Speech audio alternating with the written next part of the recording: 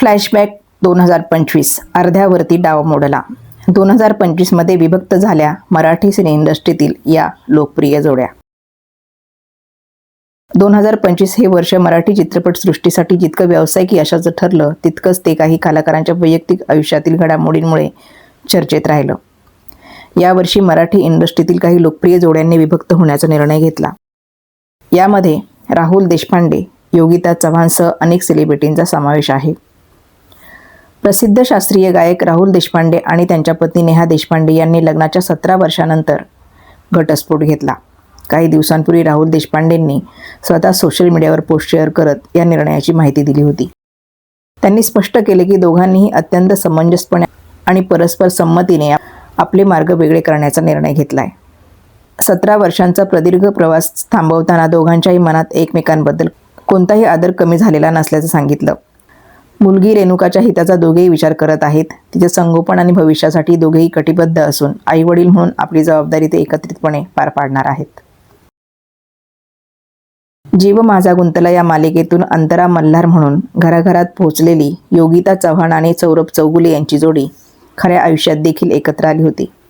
3 मार्च 2024 रोजी त्यांनी लग्नगाठ बांधली. मात्र लग्नाला 1 वर्ष पूर्ण होण्याआधीच त्यांच्या नात्यात मिठाचा खडा पडला.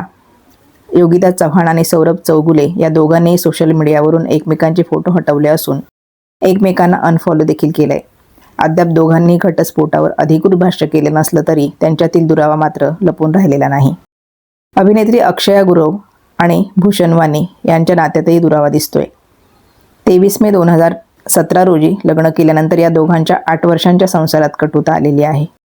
अक्षय आणि भूषण यांनीही एकमेकांना सोशल मीडियावर अनफॉलो करत लग्नाचे सर्व फोटो डिलीट केलेले आहेत.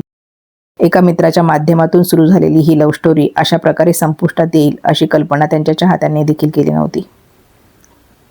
संगीत देवबाभळी या सुप्रसिद्ध नाटकात महत्त्वाची भूमिका साकारणारी अभिनेत्री शुभांगी सदावर्ते आणि संगीतकार आनंद ओक 2020 मध्ये कोरोना काळात मोजक्याच पाहुण्यांच्या उपस्थितीत विवाहबंधनात अडकले होते.